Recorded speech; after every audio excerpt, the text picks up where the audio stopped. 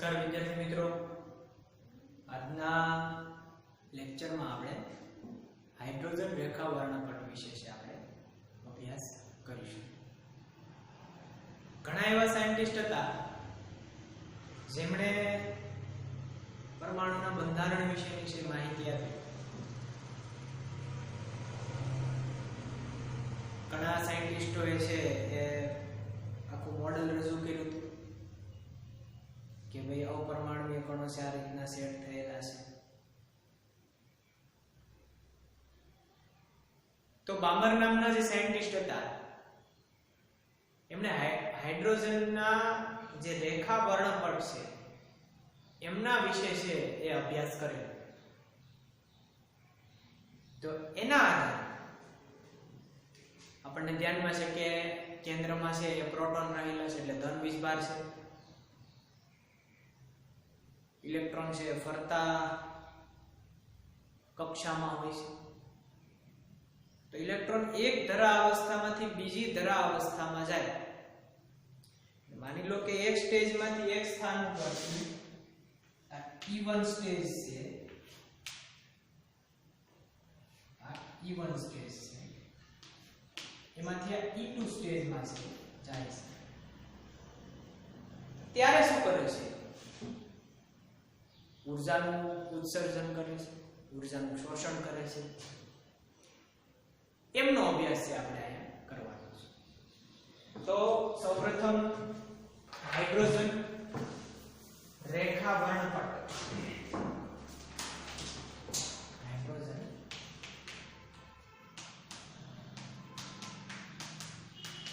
રેખા વર્ણપટ.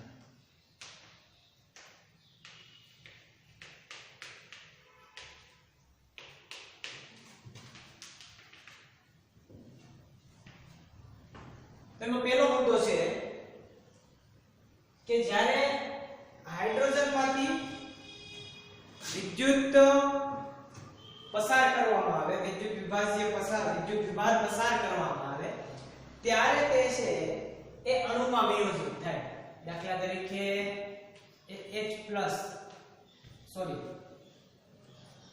વિદ્યુત વિભાર એટલે કે ઇલેક્ટ્રિસિટી પાસ કરે ત્યારે અણુમાં છે એ વિયોજિત થાય છે, એટલે કે ભાગ પડે છે. તો હવે અણુમાં વિયોજિત થાય છે તો ત્યારે તે શું વિદ્યુત ચુંબકીય વિકિરણો જે છે એનું ઉત્સર્જન છે કરે છે. અને કરે છે તો એ કયા પ્રકારની એની આવૃત્તિ છે, કયા પ્રકારની એમાં કેટલા પ્રકાર જે છે એ જોવા મળશે. તેમાં પહેલો મુદ્દો છે આપણે લખીએ તો કે જ્યારે વિદ્યુત વિભાજ્ય પસાર કરવામાં આવે ત્યારે હાઇડ્રોજન છે પરમાણુ ઉત્તેજિત થઈને જુદી જુદી આવૃત્તિ વાળા શું કરે છે? વિદ્યુત ચુંબકીય વિકિરણોનું છે ઉત્સર્જન કરે. એટલે કે વિદ્યુત વિભાર પસાર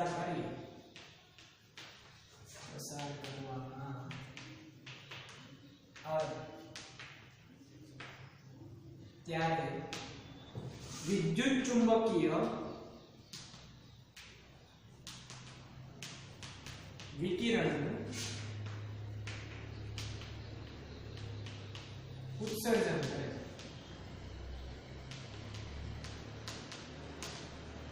શું કરે છે? વિદ્યુત ચુંબકીય વિકિરણનું ઉત્સર્જન કરે છે. એટલે કે વિદ્યુત બહાર સે પસાર કરવાનું છે, ઇલેક્ટ્રિસિટી પાસ કરવાનું. ત્યારે વિદ્યુત ચુંબકીય વિકિરણનું ઉત્સર્જન કરે છે. અને ઈ પણ એની આવૃત્તિ છે એ કેવી છે? તો કે એ જે છે એ અલગ હાઇડ્રોજન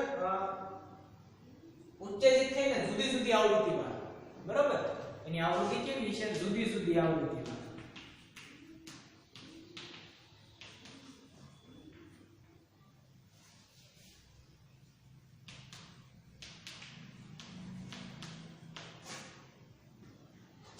વિકિરણો એ પાછું કેવા છે? જુદી જુદી આવૃત્તિ.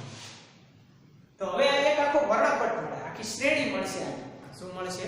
તો કે શ્રેણી મળશે. એમાં દ્રશ્યમાન આવી જાય, પારરક્ત આવી જાય, પારજાપની આવી જાય. આ પ્રકારની છે શ્રેણી છે, વર્ણપટ છે મળે છે. તો એમાં જે વિદ્યુત ચુંબકીય વિકિરણ છે મળે છે એ જે છે કોણે શોધ્યું છે? તો કે બામર નામના વૈજ્ઞાનિક. બામર, બરોબર? બામર નામના સાયન્ટિસ્ટે છે શોધેલો 1800 ને કંઈક 1885 સમથિંગ છે બરાબર. હવે જે હાઇડ્રોજન વર્ણપટ છે એમાં જે દ્રશ્યમાન રેખાઓ છે એમનું આપણને સૂત્ર છે એ આપેલું છે. તો એનું સૂત્ર છે એ કંઈક V બાર = 109 બરોબર. V બાર = 109.667 બરોબર. આ જે છે V બાર = 109.677 77 મળે છે. આ સૂત્ર જે છે એનું પાલન કરે છે. સોરી, એનું શું કરે છે તો કે છે પાલન કરે છે. 1 - 2 square - 1 - n square centimetre inverse. આ સૂત્ર છે આપણને પેલા વિદ્યુત ભાર પસાર કર્યો આપણે તેમાંથી હાઇડ્રોજન છે પરમાણુ ઉત્તેજિત છે. હવે ઉત્તેજિત છે તો જુદી જુદી આવૃત્તિ વાળા વિદ્યુત ચુંબકીય વિકિરણનું ઉત્સર્જન કરે છે. એમાંથી આપણને આ એક સૂત્ર જે છે એ આપણને છે એમ કે આ સૂત્રને છે શું કરે છે તો કે એ છે ફોલો છે કરે છે. અને આ n જે છે n છે પૂર્ણાંક સંખ્યા છે. પૂર્ણાંક સંખ્યા n શું રહેલું છે પૂર્ણાંક સંખ્યા છે એ અહીંયા રહેલી છે બરાબર. અને એ 3 કરતા છે વધારે હશે. તો આ રીતના વર્ણન જે કઈ રેખા છે એને બામર શ્રેણી છે કહેવાય. જે આની દ્વારા જે કઈ શ્રેણી જે કઈ રેખા જે મળે છે એને બામર શ્રેણી છે કહેવાય. આ રીતના લાઇમેન છે બ્રેકેટ છે એ પ્રકારની શ્રેણીઓ છે આપણે જોઈશું. તો પેલો ત્યાર પછીનો પાંચમો મુદ્દો છે એ આપણે લખીએ કે બામર શ્રેણી છે એ વિદ્યુત ચુંબકીય વર્ણપટના દ્રશ્યમાન પાર્ટમાં હોય છે. કેવું હોય છે દ્રશ્યમાન પાર્ટમાં છે એ જોવા મળે છે બરોબર. દ્રશ્યમાન પાર્ટમાં જોવા મળે છે. અને આ જે છે જે આપણને વેલ્યુ જે આપી દીધી છે 1.109.677 એ જે છે રીડબર્ગ અચળાંક છે. શું રહેલું છે રીડબર્ગ અચળાંક.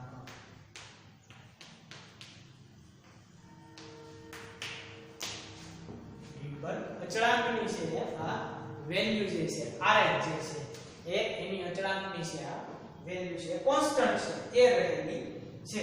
આ ઉપરાંત તમારી બુકમાં જે છે એ લાઇમેન છે બામર છે એ છે શ્રેણીઓ છે આપેલી છે. એમાં જે નીચેના ભાગ ઉપર છે પારરક્ત રહેલી છે. ત્યાર પછી સેજ ઉપર આવીએ તો એ કેવી થાય બામર શ્રેણી છે જોવા મળે.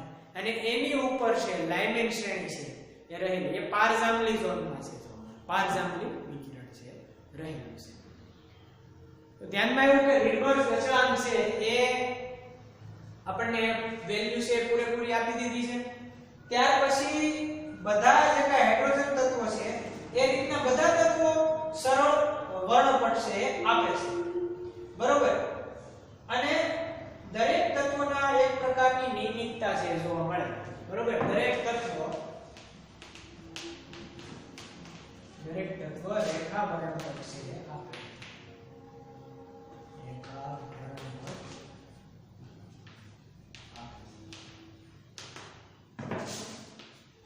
અને દરેકમાં નિયમિતતા છે જોવા મળે છે.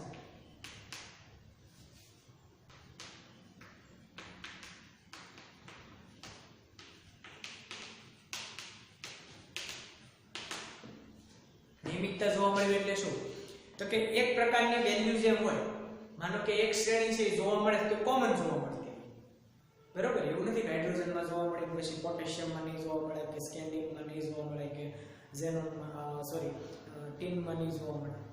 એક પ્રકારે છે એનું જોવા મળશે તો કે એ જે વેલ્યુ જે છે નિયમિતતા દરેક તત્વમાં નિયમિતતા છે જોવા મળે. દરેક તત્વનો રેખા વર્ણપટ તો દરેક તત્વનો મળશે. ધ્યાનમાં આવ્યું કે દરેક તત્વનો રેખા વર્ણપટ મળે અને એમાં છે એ એક પ્રકારની નિયમિતતા છે જોવા મળે છે.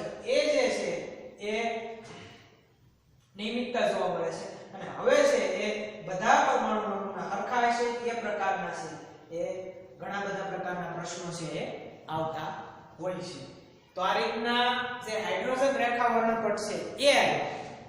ત્યાર પછી હાઇડ્રોજન પરમાણુ જે રહેલો છે એમનું કેન્દ્ર અને આસપાસની જે કક્ષાઓ છે એમને લઈને ઘણા બધા છે સવાલો છે ઊભા થયા. તો એના વિશે છે આપણે જોઈએ.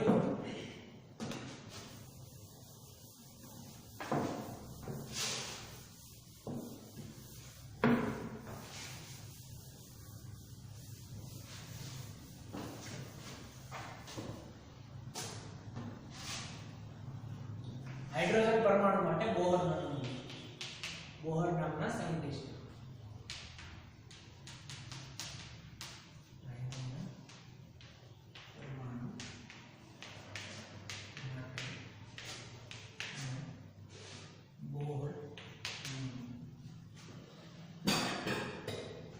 બોહર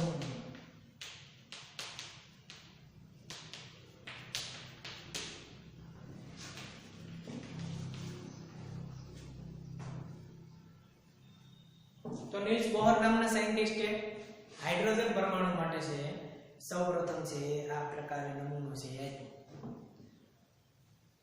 તો એમણે એના નમૂનામાં જે કેન્દ્ર છે એમાં પ્રોટોન એટલે કે ધન વીજભાર છે રહેલો છે. ઇલેક્ટ્રોન જે છે એ પ્રોટોનની આસપાસ એક નિશ્ચિત ત્રિજ્યાવાળા કક્ષામાં છે એ ભ્રમણ કરે છે. એક નિશ્ચિત કક્ષાવાળી ત્રિજ્યા નિશ્ચિત ત્રિજ્યાવાળી કક્ષામાં છે શું કરે છે ભ્રમણ છે કરે છે. એટલે એનો મતલબ એવો કે માની લો કે તમે આ કેન્દ્ર આને આપણે કન્સિડર કરીએ તો આ એક નિશ્ચિત કક્ષા બરાબર નામથી નિશ્ચિત કક્ષા. હવે એવું તો નથી કે આ જે કક્ષા આવી તો એક કક્ષા કઈ કાઢી દે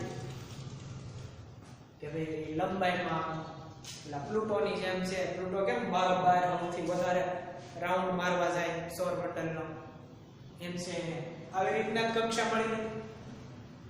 તો એક નિશ્ચિત ઉર્જા વાળી જે છે એક ત્રિજ્યા વાળી છે શું મળે છે તો કે કક્ષા એમાં ઇલેક્ટ્રોન છે એ પરિભ્રમણ કરે છે બરોબર. ઇલેક્ટ્રોન એમાં શું છે તો કે એ પરિભ્રમણ છે એ કરે છે. તો જે પથ જે કક્ષા જે છે એને એક ઊર્જા સ્તર રહેલો છે. માની લો કે આ પહેલી કક્ષા છે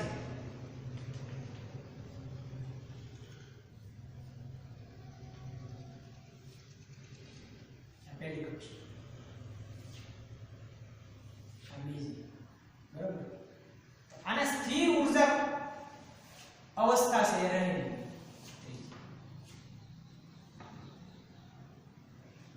તો એક અવસ્થા જે છે એક ઊર્જા છે આ જે કક્ષા જે છે એની રહેલી હોય છે. આ કક્ષાની કંઈક ને કંઈક એક સ્થિર ઊર્જા છે રહેલી હશે બરોબર. એવું કોણે કીધું તો કે બોહર નામનો જે સાયન્ટિસ્ટ હતો એને પોતાના નમૂનામાં છે આ પ્રકારની છે એ માહિતી છે જે આપણને આપી. અને સમય સાથે બદલાતી પણ નથી. માની લો કે આની ઊર્જા છે એ અમુક ટાઈમ પછી આ બે કરતા છે એ આ બે કરતા આની ઊર્જા ઘટી કે વધી જતી નથી. એ સેમ જ રહે છે જ્યાં સુધી અસ્તિત્વ છે પરમાણુ રહેલું છે તો ત્યાં સુધી છે એ ઊર્જા જે છે એ કક્ષાની જે ઊર્જા છે એ સ્થિર અવસ્થામાં છે રહેશે. એ બદલાતી નથી સમય સાથે. તો એનો મતલબ એવો કે કક્ષા પણ છે એ અહીંયા આ ઊર્જા સ્થિર છે. એનો મતલબ એવો કે એ કક્ષા જે છે એ પણ કેવી છે તો કે સ્થિર છે રહેલી હશે. તો આ પ્રકારે એની એક સ્થિર અવસ્થા પણ છે એ રહેલી છે.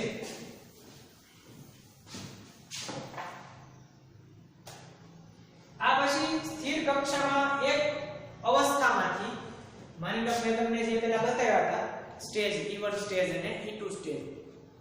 તો એ સ્ટેજમાં એક અવસ્થામાંથી બીજી અવસ્થામાં જાય ત્યારે ઊર્જાનું શું કરે છે અવશોષણ છે કરે છે. ઇલેક્ટ્રોન શું કરે ઊર્જાનું અવશોષણ કરે. અવશોષણની તમને ધ્યાનમાં છે કે પૂરેપૂરું છે પોતાની અંદર જે કઈ એનર્જી છે સમાવી. શું કરે પૂરેપૂરી ઊર્જાની જે કઈ એનર્જી છે પોતાની અંદર છે સમાવી લે છે એટલે કે જે ઊર્જા જે છે ઇલેક્ટ્રોન જ્યારે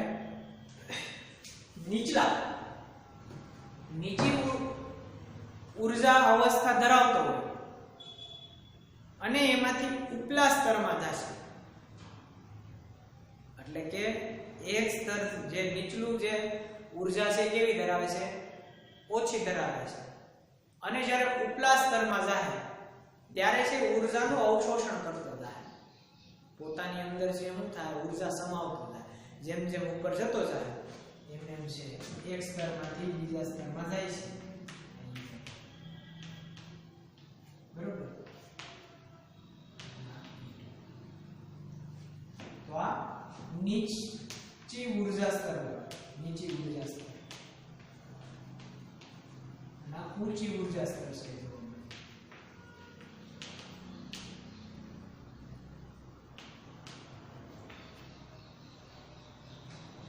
ઊંચી ઊર્જા સ્તર અવસ્થા અને નીચી ઊર્જા સ્તર અવસ્થા છે રહેલી છે તો જ્યારે અહીંથી જ્યારે ઇલેક્ટ્રોન છે એ અહીંયા વહન પામે છે ત્યારે અવશોષણ થાય ઉપર જાય ત્યારે શું થાય તો કે અવશોષણ પોતાની અંદર ઊર્જા છે સમાવી લે છે જ્યારે હવે નીચેથી ઉપરની તરફ જાય છે હવે ક્યારેક એવું બને કે જે ઊર્જા સ્તર વધારે પડતી ઊર્જા છે એમાંથી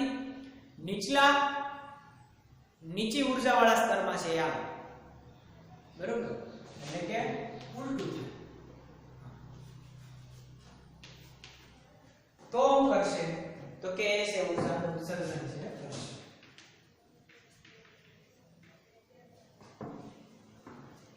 એટલે કે ઊર્જાનું છે એ દાન કરતો આવશે ઉત્સર્જન કરતો આવશે કારણ કે એની પાસે ઓલરેડી વધારે છે હવે જ્યારે અહીંયા તો ઓછી છે ની ક્યાં જાય છે અપર લેવલ ઉપર જાય છે તો શું કરશે અવશોષણ છે કરશે બરોબર તો આ બે ઘટના છે રહેલી છે એક તો નીચેથી ઉપર જાય એટલે કે નીચલા સ્તરમાંથી ઉપલા ઊર્જા સ્તરવાળામાં જશે અને ઉપરી જે અવસ્થા છે એટલે કે જેનામાં ઊર્જા સ્તર વધારે છે એમાંથી નીચલી ઊર્જા સ્તરમાં છે આવશે આ પ્રકારે છે જોવા મળે એકમાં અવશોષણ એકમાં ઉત્સર્જન છે હવે આ બે વચ્ચેનો ડિફરન્સ જો લઈએ આપણે તો ડિફરન્સ માટે બે સ્થિર અવસ્થાઓ જેમના ઊર્જા ફેરફારનો સ્તર ઊર્જા ફેરફાર એ જે રહેલો છે જોઈએ તો ડેલ્ટા ઈ એ શેનાથી દર્શાવાય છે ડેલ્ટા ઈ કે બંને વચ્ચેનો ઊર્જાનો તફાવત એને ડેલ્ટા ઈ થી છે એ આપણે દર્શાવીએ એની આવૃત્તિ ઉત્સર્જિત થતા વિકિરણની આવૃત્તિ કે જેમાં બે સ્થિર અવસ્થા એની વચ્ચેનો જે ઊર્જાનો ફેરફાર છે એ ડેલ્ટા ઈ છે ઊર્જાનો ફેરફાર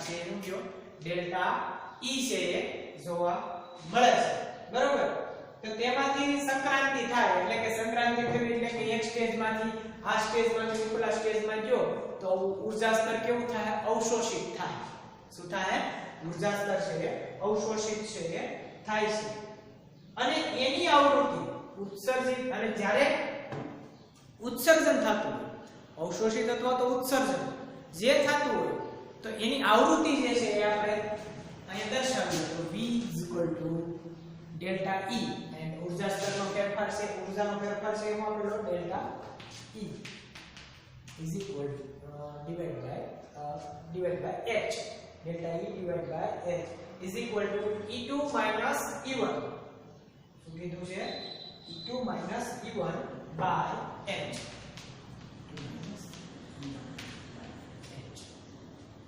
બરાબર h છે એ તમને ધ્યાનમાં છે પ્લાન્ટ સોરી હા આ આવૃત્તિ છે સમજ પડી કે ઊર્જાનો ફેરફાર delta E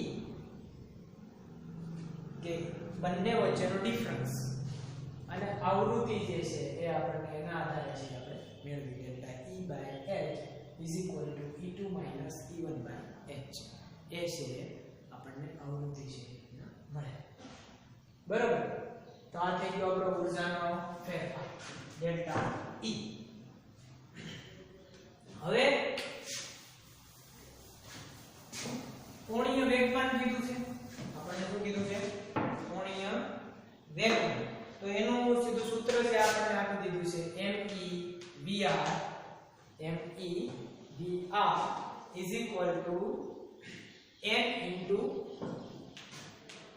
h upon n છે એના મુખ્ય ક્વોન્ટમ નંબર છે n is equal to શું છે તો કે મુખ્ય ક્વોન્ટમ નંબર છે એ રહેલો છે h2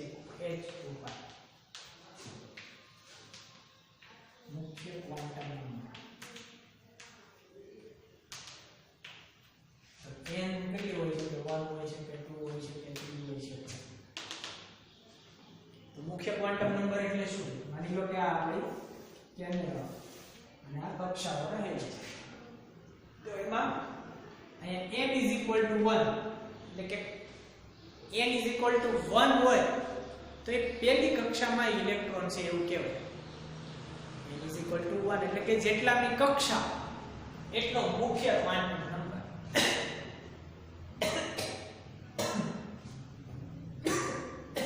તો જેટલા n નો નંબર આપ્યો છે આપણને કે n 1 તો એમાં જે ઇલેક્ટ્રોનની સંખ્યા હોય એટલે કે મુખ્ય ક્વોન્ટમ નંબર એટલે કે કક્ષાનો નંબર બરોબર કેટલાની કક્ષા છે એટલે મુખ્ય ક્વોન્ટમ નંબર n બરોબર me જે અહીં આપણને આપેલું છે એ ઇલેક્ટ્રોનનું દળ આપેલું છે ઇલેક્ટ્રોન દળ r જે રહેલું છે એ શું આપણને આપ્યું છે r તો એક કેન્દ્રથી જે કક્ષા છે ત્યાં સુધીનું અંતર ત્રિજ્યા આપેલું છે શું આપેલું છે ત્રિજ્યા કેન્દ્રથી r એટલે કે ઇલેક્ટ્રોન સુધી કક્ષા સુધીનું છે અંતર છે એને આપેલું છે બરોબર તો આ રીતના છે એ આપણે એનું કોણીય વેગમાન પણ છે આપણને આપી દીધું છે બરોબર હવે આપણે જે છે એક ત્રિજ્યા વાળું જે સૂત્ર છે આમ તો બહુ મોટું સૂત્ર છે પરંતુ આપણે એને ઈઝી બનાવવાનું છે સરળ બનાવવાનું છે બરોબર r n square h square r n square h square divide by 4 pi square so that 4 pi square z e square આ જે સૂત્ર જે છે r n square into s square 4 pi square m z e square બરોબર sorry m z square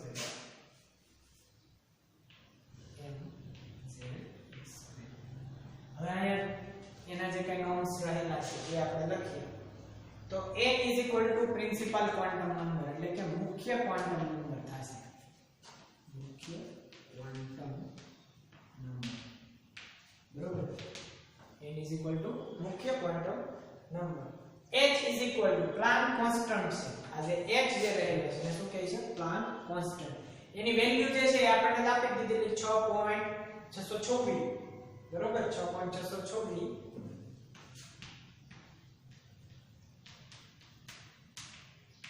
10⁻³ joule second એ છે h ની value છે આપી દીધી પાઈ ની વેલ્યુ તો આપણને ધ્યાનમાં જ છે z છે એ પરમાણુય ક્રમાંક છે e જે રહેલો છે z છે એ શું છે અહીંયા પરમાણુય ક્રમાંક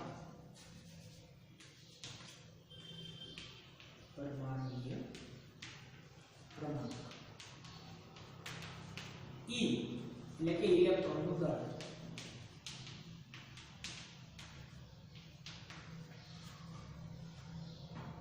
આ રેડિયસ છે ત્રિજ્યા માટેનું આ એક આ સૂત્ર જે છે રહેલું છે તો એ જે r જે છે n સ્ક્વેર * h સ્ક્વેર પાઈ 4 પાઈ સ્ક્વેર mz સ્ક્વેર બરાબર એમાં n છે મુખ્ય ક્વોન્ટમ નંબર આપણે જોઈ ગયા કે જેટલાની કક્ષા એટલો એનો ક્વોન્ટમ નંબર પહેલી કક્ષા હોય તો એક ક્વોન્ટમ નંબર બીજી કક્ષા હોય તો n = 2 h ની વેલ્યુ પ્લાન્ક કોન્સ્ટન્ટ ની વેલ્યુ 6.626 ગુણ્યા 10 ની -23 ઘાત જે છે એ સોરી 34 ઘાત છે જૂલ સેકન્ડ એ અને z પ્રમાણ્ય ક્રમાંક. પરંતુ આમાં કેટલીક વસ્તુઓ કોન્સ્ટન્ટ રહેલી છે. એમાં જો આપણને જે પ્લાન્ક કોન્સ્ટન્ટ છે એ આપણને આપી દીધો એટલે h છે એ કોન્સ્ટન્ટ થઈ ગયું. પાઈ ની વેલ્યુ કોન્સ્ટન્ટ છે 4 તો એ સૂત્રમાં જ આપણને આપી દીધેલા છે બરોબર. 4 છે એવું છે સૂત્રમાં જ છે એ આપણને આપી દીધેલા છે. એટલે જો h²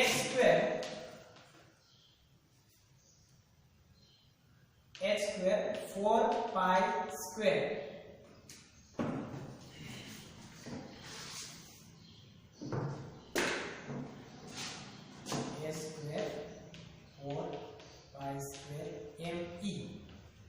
બરોબર. h² 4π² me². સમજ પડી? અહીંયા આ જે વસ્તુ જે છે આ આટલી વસ્તુ એ કોન્સ્ટન્ટ વેલ્યુ છે. એ શું રહેલી છે? કોન્સ્ટન્ટ. ચેન્જ શું થાય તો કે પરમાણુય ક્રમાંક ચેન્જ થાય કે ભાઈ એક વખત તમે રેડિયસ તમે માપી હાઇડ્રોજન ની માપી, બીજી વખત તમે માની લ્યો કે તમે કેલ્શિયમ ની રેડિયસ માપો છો બરોબર. તો z છે એ એક ચેન્જ વેરીએબલ રહેશે. z છે એ વેરીએબલ છે. ત્યાર પછી n² જે આપણને n મુખ્ય ક્વોન્ટમ નંબર આપેલો છે એ એક વેરીએબલ રહેશે. મુખ્ય ક્વોન્ટમ નંબરમાં માનો કે તમારે આ પહેલી કક્ષા છે.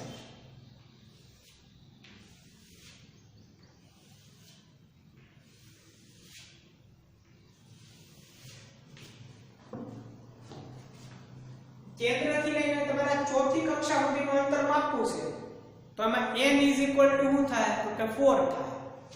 તમે માનો કે ત્યાંથી લઈ ત્રીજી સુધીનું માપવું છે, બીજી સુધીનું માપવું છે અને પહેલી સુધીનું માપવું છે તો દરેકમાં છે n કેવો થાય તો કે વેરીએબલ. સમજ પડી? મુખ્ય ક્વોન્ટમ નંબર ચેન્જ થાય એની સાથે પરમાણ્વીય ક્રમાંક પણ ચેન્જ થતો રહે ને કે આપણે હાઇડ્રોજનને લઈને તો આગળ હાલવાના નથી. ખાલી ઘણા બધા તત્વો છે એમના વિશે છે આપણે અભ્યાસ કરીશું. તો જે કોન્સ્ટન્ટ વેલ્યુ વાળું વસ્તુ જે છે એને આપણે દૂર કાઢીએ બરોબર. એને આપણે આ કોન્સ્ટન્ટ તરીકે આખું અલગ કરીએ. હવે n²/z મુખ્ય ક્વોન્ટમ નંબર વેરીએબલ છે અને બીજો જે પરમાણ્વીય ક્રમાંક વેરીએબલ છે એને આપણે છે શું કર્યું તો કે એને છે એ આપણે અલગ છે તારી. હવે જે આ કોન્સ્ટન્ટ જે છે આ બધી વસ્તુ તો કેવી રહે કોન્સ્ટન્ટ વેલ્યુ રહેશે બરોબર. n²/z અને આ જે કોન્સ્ટન્ટ છે એની વેલ્યુ જે છે એ કેટલી આવે છે તો કે એ પાઇકોમીટરમાં આવે છે. 53 જે છે એની વેલ્યુ જે છે એ આપેલી છે. તમારી બુકમાં કદાચ છે એ વેલ્યુમાં વેરીએબલ છે રહેલું છે 53 અથવા તો 52 જેવી છે એ કઈ વેલ્યુ જે છે આની વેલ્યુ છે એ આવે છે બરોબર. 52 તમારી બુકમાં લગભગ 52 લખેલી છે આપણે 52 p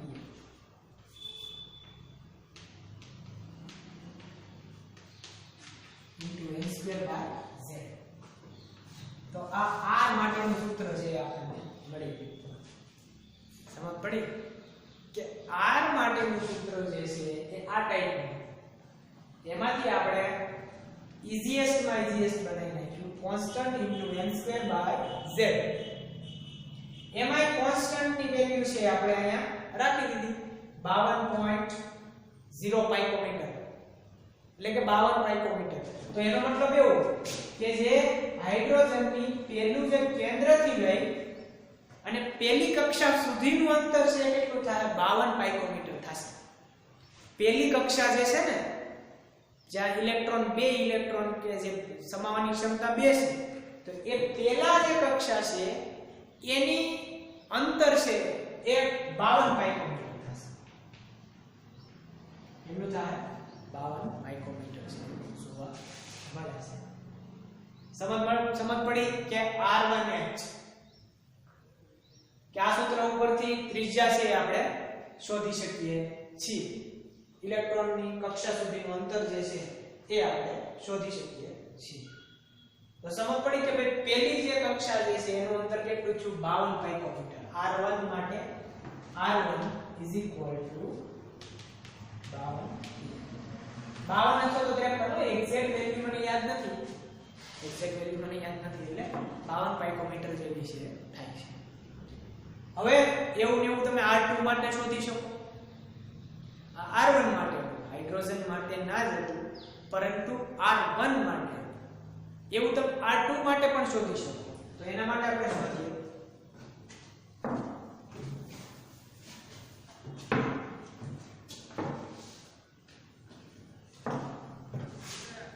R2 4h બરાબર.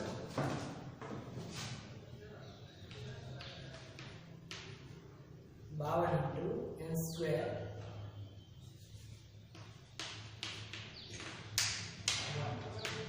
બરાબર. આ બેનો સ્ક્વેર. તો આને સાદું રૂપ આપતા કંઈક 211 કે 12 જેવું છે વેલ્યુ છે આવે છે બરાબર. તો 212 pm વેલ્યુ છે કોની છે તો કે કેન્દ્રથી લઈ કેન્દ્ર છે એનાથી લઈ અને બીજી કક્ષા સુધીનું અંતર 212 pm થશે. 212 pm છે જોવા મળે. પહેલી કક્ષાનું અંતર 52 પાઇકોમીટર હતું. બીજી કક્ષાનું અંતર છે તે આપણે 212 પાઇકોમીટર છે આપણે કાઢ્યું. તો આ રીતના આપણે આ જે કેન્દ્રથી લઈ એનું અંતર જે શોધવાનું છે એ છે શોધી શકીએ. એ બધામાં આ તો આપણે સૂત્ર ઉપરથી તાર્યું, પરંતુ આ જે રૂલ જે છે બોહરનો પરમાણુ નિયમના પ્રમાણે એ ફક્ત એક ઇલેક્ટ્રોન વાળી સિસ્ટમને જ સમજાવી શકે. એમાં જો બે ઇલેક્ટ્રોન આવ્યા તો એ સમજાવી શકાતું નથી. એક ઇલેક્ટ્રોન એટલે હાઇડ્રોજનમાં તમને ધ્યાનમાં છે એક જ ઇલેક્ટ્રોન છે. હાઇડ્રોજનમાં એક ઇલેક્ટ્રોન છે. હવે માની લો કે તમારે હિલિયમ માટે જોઈએ તો હિલિયમમાં તો પોસિબલ નથી, કારણ કે એમાં બે ઇલેક્ટ્રોન થઈ જાય. હિલિયમમાં કેટલા થઈ જાય? બે ઇલેક્ટ્રોન થઈ જાય બરોબર. હવે એની જગ્યાએ તમારે શું કરવું પડે? આ એક છે તેમાં એક હતો તો એ હાલ. હિલિયમમાં તો પોસિબલ છે નહીં, કારણ કે એમાં કેટલા થઈ જાય? બે ઇલેક્ટ્રોન છે એ થઈ જાય. તો એનું મેળ પડે. લિથિયમ જે છે તેમાં લિથિયમ +2 તમારે લિથિયમ +2 આયન હોય. ત્રીજા ક્રમાંકનો ત્રીજો પરમાણુય ક્રમાંક લિથિયમનો આપણે જોઈએ તો Li+2 માટે તમે આ રૂલ્સ એપ્લિકેબલ કરી શકો. શા માટે? તો કે 3 ઇલેક્ટ્રોન રહેલા છે લિથિયમમાં. જો આપણે એને લિથિયમની આપણે ઇલેક્ટ્રોનની રચના કરીએ તો પહેલી કક્ષામાં મેક્સિમમ 2 હશે. પહેલી કક્ષામાં કેટલા હશે? 2. અને ત્રીજી કક્ષામાં છે 1, એટલે ટોટલ 3 થઈ ગયા. હવે એને આ રૂલ્સ પ્રમાણે આપણે સમજાવવા હોય તો Li+2 અવસ્થામાં એને આવવું પડે. એક ઇલેક્ટ્રોન વાળી જ અવસ્થામાં છે એ સમજાવી દઈએ. જો આમાંથી 2 ઇલેક્ટ્રોન વહી જાય તો વધે 1. લિથિયમમાં 2 ઇલેક્ટ્રોન વહી જાય 1 વધે. તો એનો મતલબ એવો કે Li+2 માટે તમે આ રૂલ છે એ એપ્લિકેબલ છે કરી શકો બરોબર. બેરિલિયમ હોય તો એમાં 3 ઇલેક્ટ્રોન કાઢવા પડે, B+3 બરોબર. બોરોન હોય તો 4 ઇલેક્ટ્રોન કાઢવા પડે. તો આ જે નમૂનો જે છે એના માટે તમે ડ્રોબેક કહો તો પણ હાલે કે આ જે રૂલ જે છે એ ફક્ત 1 ઇલેક્ટ્રોન હેવી સિસ્ટમને જ આપણે એપ્લિકેબલ કરીએ કે સિવાય એપ્લિકેબલ કરી શકતા નથી. તો આ જે છે એ જે બોહરનો જે પરમાણુ નમૂનો હતો એ જે છે એના માટેનું R ની વેલ્યુ છે એ આપણે ફાઇન્ડ આઉટ છે કરી બરોબર. તો જ્યારે ઇલેક્ટ્રોન છે એ પોતાની ધરાવસ્થાથી અપર લેવલમાં જાય એ પણ છે આપણે જોયું અને r ની વેલ્યુ પણ છે આપણે ફાઇન્ડ આઉટ કરી. તો આજના લેક્ચરમાં આપણે અહીં સુધી રાખીએ છીએ. નેક્સ્ટ લેક્ચરમાં છે આપણે હવે પછીનો જે મુદ્દો છે એમના વિશે છે આગળ આપણે ચર્ચા છે આપણે કરીશું.